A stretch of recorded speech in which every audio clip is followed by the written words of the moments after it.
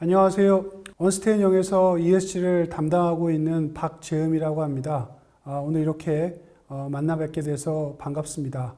오늘 저는 최신 ESG 동향과 우리 기업으로의 시사점이라는 주제로 오늘 간략히 말씀을 드리도록 하겠습니다. 사실 그 과거 2, 3년 전보다 그 ESG에 대한 관심이 많이 사그러진 게 아니냐라는 말씀들을 많이 하시는데요. 최근 그 언론지상을 통해 많이 들으셨겠지만 그 세계 경제가 불황에 접어들고 인건비, 원자재 비용이 치솟고 환경 및 사회 관련 무역 장벽이 높아지고 여기에 에너지 가격까지 폭등하면서 기업 경영 환경의 불확실성은 더욱 커져가고 있다고들 얘기합니다. 그러나 이러한 그 험난한 그 시대야말로 그 진정한 ESG 경영의 그 새로운 출발점이며 진정성을 보여줄 수 있는 적기가 아닐까 이렇게 조심스럽게 말씀드리며 오늘 강의를 시작하도록 하겠습니다.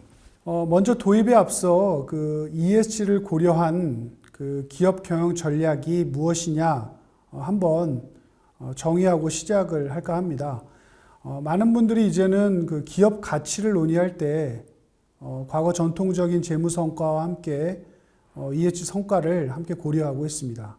이러한 내용을 그 조금 살펴보면 재무 성과는 많은 분들이 익숙한 그 재무제표와 이 사업 보고서로 구성이 되고요.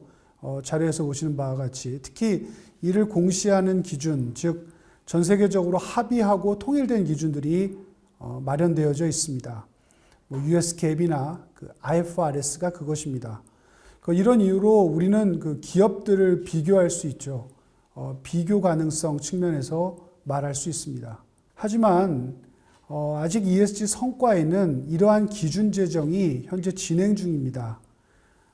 자료에서 보시는 바와 같이 대기 수질, 폐기물, 탄소 등의 환경 영역, 또한 다양한 이해관계자 관점의 임직원, 고객, 협력사, 지역사회, 주주, 투자자 영역까지의 사회 영역, 또한 이를 그 기업 상위 레벨에서의 그 위기관리, 최고 의사결정 과정에 반영하는 프로세스 등과 관련된 거버넌스까지 그 보고 범위는 많이 광대하고 다양합니다.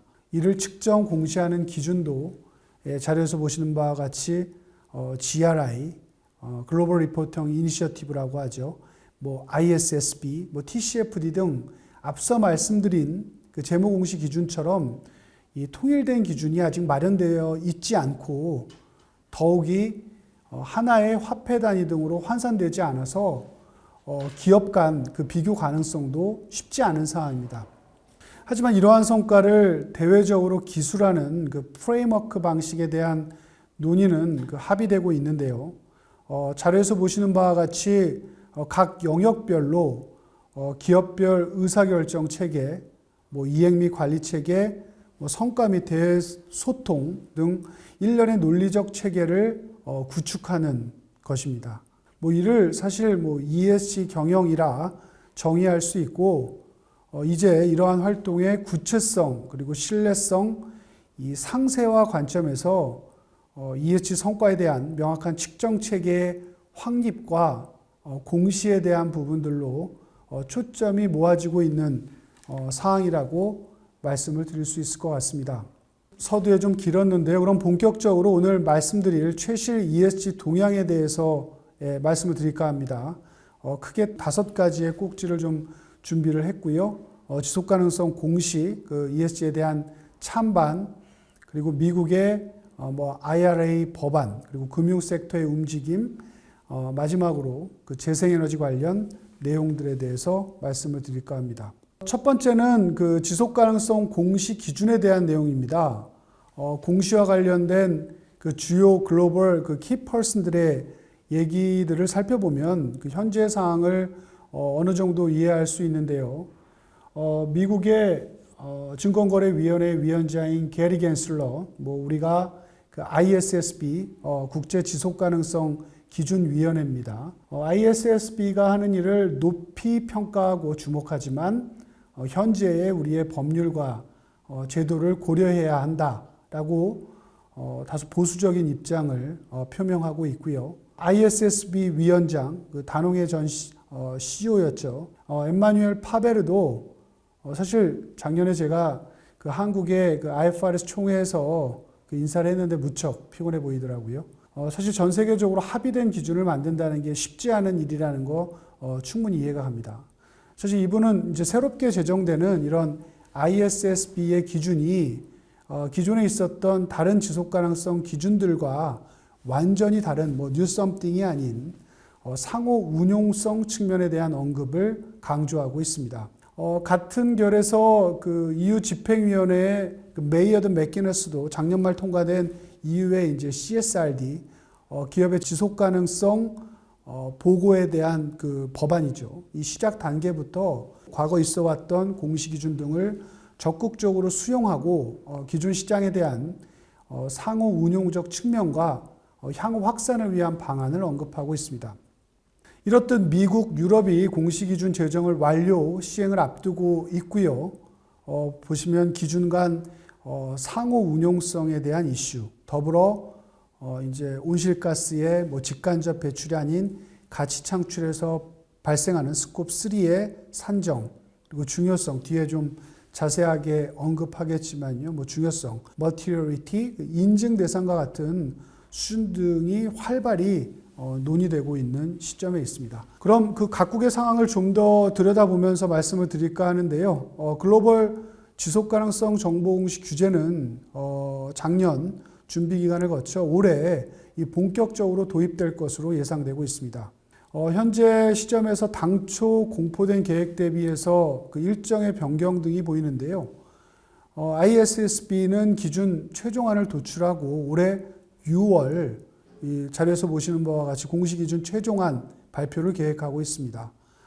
가까운 일본의 경우에는 새로운 공시, 지속가능성 공시규정의 적용 개시를 공포하였고 미국 역시 본래 예정된 기후변화 공시 요구안 최종안 및 인적자본 공시 요구안 공개 초안 발표를 계획하고 있습니다. 올해 하반기에는 IASB 국제 감사인증위원회에서 지속가능 공시 기준을 이제 인증하는 기준인 ISSA 5000의 공개 초안 발표를 준비하고 있습니다. 24년부터 본격적으로 관련 법률 등의 적용을 받아 이 기업 공시가 전 세계적으로 이루어질 것으로 예상되고요. 뒤에 보시면 이제 2025년부터 한국도 일정 규모 이상의 코스피 상장사 자산 규모 2조 원 이상이죠. 그 다음에 이러한 규모의 기업들의 지속가능 보고서 제출 의무화 2030년부터 모든 코스피 상장사로 확대될 예정입니다. 한 1000개 기업이 넘는 것으로 추산이 되고요. 최근 금융위에서는 코스닥 일정 규모 업체도 고려하고 있다는 보도 소식을 들었습니다. 일본도 25년부터 본격 예정인데 그 해당 기업이 상장과 비상장사를 포함해서 4,000개를 넘을 것으로 예상되고 있습니다. 명실공히 이러한 지속가능성 정보공시의 전성시대로 접어드는 그 초입에 우리는 서 있다고 좀 말씀을 드리고 싶습니다. 그러한 그 기준들에 대해서 다시 한번 이제 간략히 정리해 보면 그 보시는 표와 같습니다. 가장 먼저 그 EU의 CSRD를 시작으로 해서 미국의 그 증권거래위원회, SEC, 그 ISSB가 바톤을 넘겨받으면서 관련된 공시 파고가 더욱 높아질 것으로 보여지고요. 조금 재미있는 이슈는 이 materiality, 중요성 혹은 중대성이라고 한국에서 언급을 합니다. 이러한 EU의 보고 이슈의 materiality는 자료를 보시는 바와 같이 여러 이해관계자라고 되어 있는데 기업과 그 기업이 놓인 생태계를 중심으로 해서 양 방향의 관점, 즉 value to society와 value to company를 모두 그 고려하고 있다고 보시면 되고요. 나머지 세 개, 나머지 부분들은 value to company를 강조하는 financial materiality라고 하죠. 투자자 관점으로 좀 이해를 할 수 있습니다. 좀 더 관련된 자세한 내용을 좀 듣고 싶으신 분들이 있다면 제가 한 달 전에 발표한 그 대한상의 그 혁신 포럼의 발표 내용을 좀 참고해 주시면 감사하겠습니다. 더불어 이제 온실가스 배출량도 직접 간접 외에 가치 창출, 공급망 관점이라고 할 수 있겠죠. 관련된 내용들로 확대되어 보고를 요구하고 있고요. 외부 검증도 의무화되고 있는 상황입니다. 여기까지 그 지속 가능성 공시에 대해서 좀 살펴보았습니다. 그럼 조금 논의를 돌려서 두 번째로 전 세계적으로 가장 큰 영향력을 가진 미국의 상황을 한번 설명해 볼까 합니다.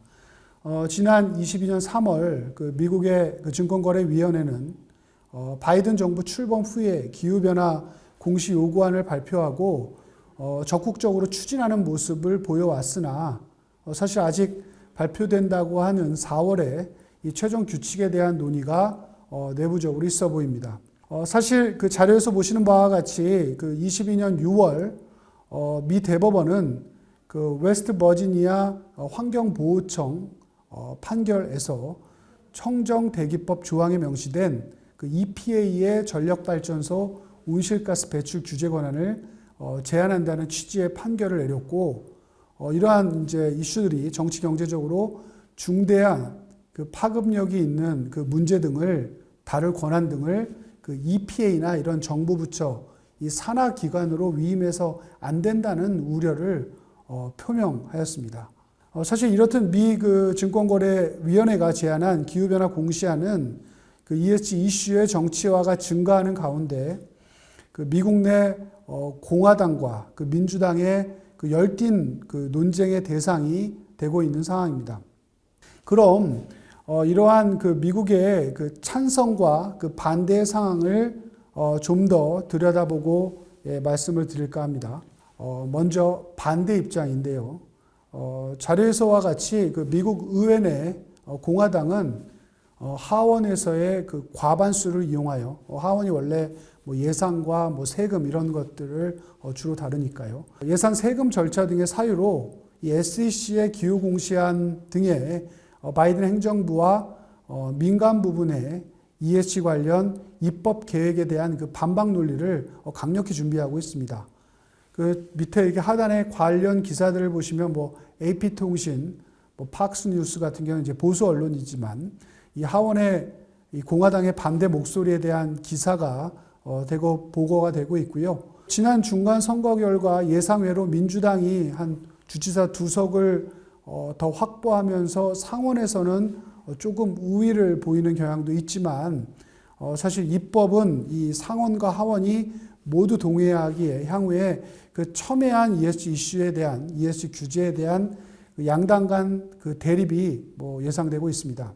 미 주 정부 차원에서도 50개 주 중 보시면 ESG 관련 활동을 제한하는 법률을 제정하거나 제한한 주가 한 18개 주, 그 다음에 ESG 규칙과 관련돼서 노동부 상대로 제기된 소송이 25개 등 이 반대 사항 등을 볼 수 있고요.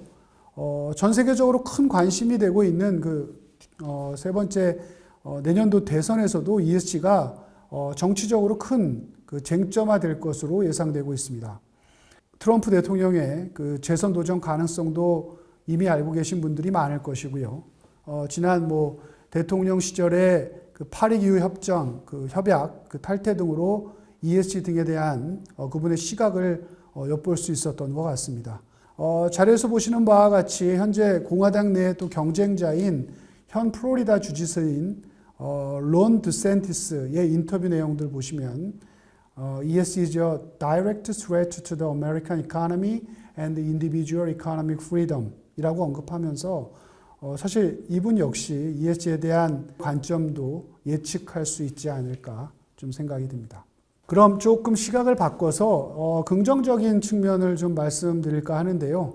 바이든 행정부는 기후변화 관련 공시, 청정에너지, 인적 자본, 지속가능성 관련 과제를 진전시키기 위해 이 당선 후 지속적으로 노력을 해왔습니다. 과거 민주당은 전통적으로 환경 그리고 이런 사회 인권적 이슈를 중시하는 정책을 펼쳐왔는데요. 최근 연기금의 ESG 투자 금지 법안에 대한 거부권을 행사하면서 밝힌 바이든 대통령의 발언을 이렇게 보시면 제가 좀 정리를 해왔는데요. 그의 강력한 그 ESG 정책에 대한 추진 의지를 또한 엿볼 수 있습니다. 더불어 이제 오른쪽에 좀 보시면 그 ESG 이슈는 민주당, 더 나아가 이 공화당의 지지층에까지 호응을 받는 이슈로 보실 수 있습니다. 즉, 지금 보시면 그 기업들이 사업 관행상 사업에 미치는 영향에 대해 더 많이 공개할 필요가 있다고 말하는 미국인의 비율이 한 85%에 달하고요. ESG 투자에 대한 규제에 대하여 반대하는 공화당원의 비율 또한 뭐 70%에 이렇게 육박하는 것으로 보여지고 있습니다. 명실공히 ESG는 이 투자자와 대중의 광범위한 지지를 받고 있는 상황입니다. 그래서 미국 내에서도 ESG에 대한 논란과 논쟁이 끊임없이 이어지고 있는 상황이라고 저희 보여지고요. 사실 뭐 저 개인적인 소견입니다만 모든 것이 이제 정반합의 과정을 거쳐서 더 상위 단계의 발전적 단계로 나아가는 과정적 시기에 있다고 저는 좀 조심스럽게 예견을 해봅니다. 다음은 이제 세계 경제에 큰 영향을 미칠 것으로 예상되는 그 미국의 그 인플레이션 그 감축법에 대한 내용입니다. 뭐 일각에서는 인플레이션 감축법이라고 쓰고 그 기후변화 대응 법안이라 읽는다라고 언급한 것처럼 그 IRA의 시행은 그러니까 미국의 탄소 관련된 감축 관련된 정부 정책과 결합해서 미국 차원의 파리 협약에 따른 이 탄소 감축 목표를 촉진하는 수단으로 예측되고 있습니다. 실제 미국의 리서치 제공기관인 이제 로디움 그룹에 따르면 자료에서와 같이 기존 정책의 그 IRA 그 법안에 관련된 실행 사항이 합쳐지면서 2030년 목표치, 뭐 2005년 기준 대비 50에서 52%를 감축할 것으로 예측하고 있습니다. 하지만 이러한 그 미국의 입장과는 좀 반대로 타 관련된 이제 정부들은 그 IRA가 공정 경쟁을 왜곡하고 이 투자를 미국 내 경제로 편중시킨다는 우려를 지속적으로 제기하는 목소리도 사실 만만치 않은 상황입니다. 얼마 전 뭐 저희 그 방미 때도 미국의 한 기자분께서 저는 새벽에 좀 일어나서 봤는데요.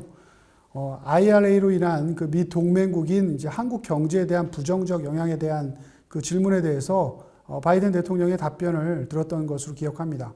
뭐 기자회견 내용을 한번 찾아보시면 좋을 것 같고요. 어쨌든 많은 특히 이제 유럽의 기업들이 그 미국의 그 IRA 시행 이후 그 유럽에 또한 그 역내 청정 에너지 관련 일자리를 창출하기 위해 추가적인 공공 부분의 투자가 더 강력히 필요하다고 언급을 하고 있는 상황입니다.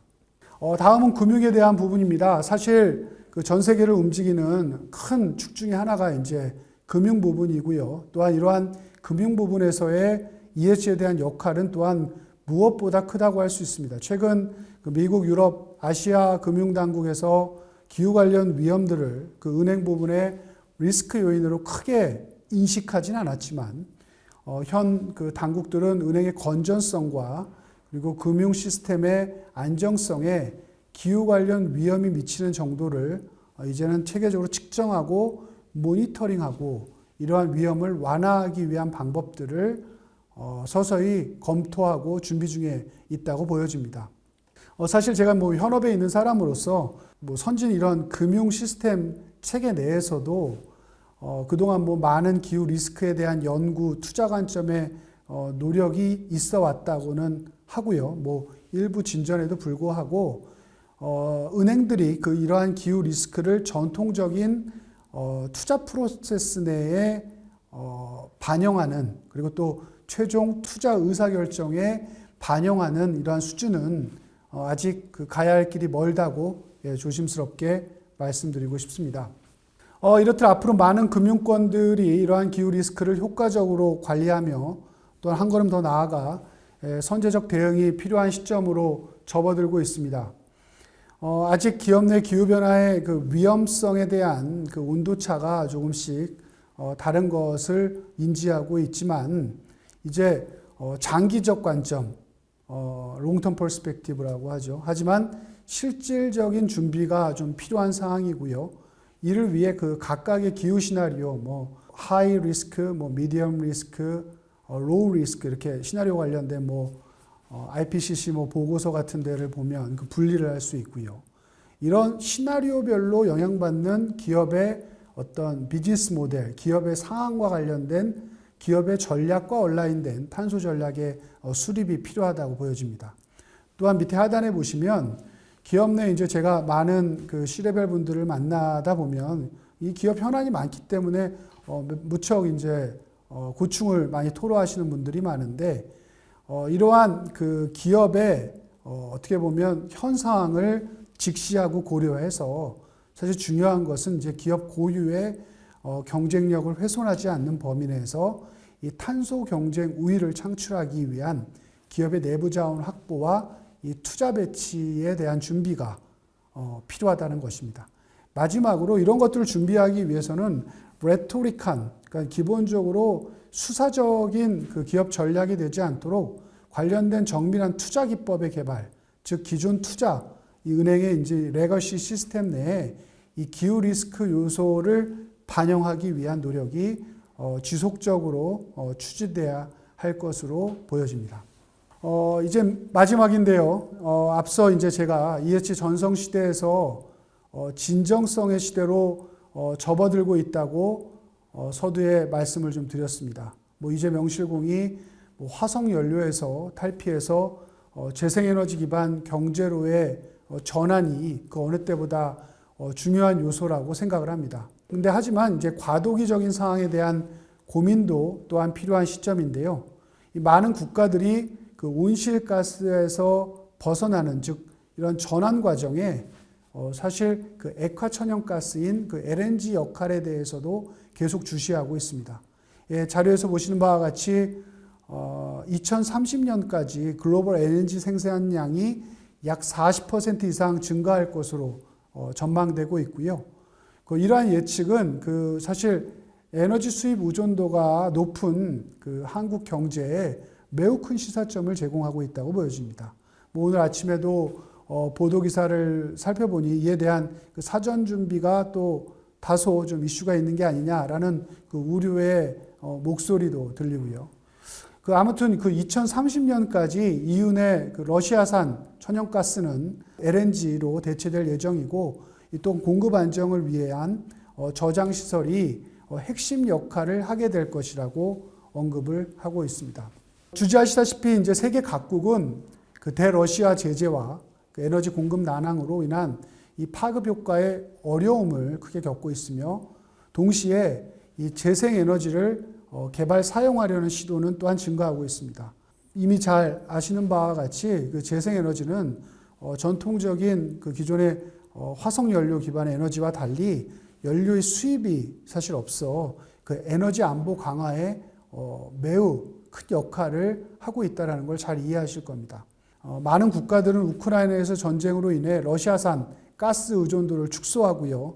이러한 에너지 안보 강화를 위해서 노력 중이고 그 결과 단기적으로 사실 뭐 석탄 및 화석 연료의 소비 관련된 주가가 증가할 수 있으나 각국은 이러한 중장기적 관점에서 재생에너지 도입이 필연적으로 가속화될 거라는 점을 절실히 깨닫고 있습니다. 관련 내용에 대한 자세한 내용들은 저희가 언스테인형이 최근 스페셜 리포트를 좀 발간을 했으니 이러한 내용들을 좀 참조해 주셨으면 하고요.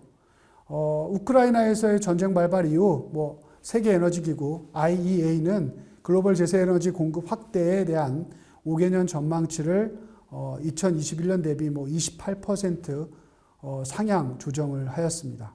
탄소 중립과 그 재생에너지 관련 정책들은 이러한 영향으로 이제 유럽을 시작으로 지속 강화 추진될 것이고 중장기적으로 다양한 주요 국가들의 재생에너지 정책들도 재탄력을 시작하면서 더욱더 상승세를 탈 것으로 예상이 됩니다. 오늘 제가 준비한 내용은 여기까지입니다. 그 관련한 내용에 대한 그 문의하실 사항이 있으시면 언제든지 편하게 연락 주시면 감사하겠습니다. 감사합니다.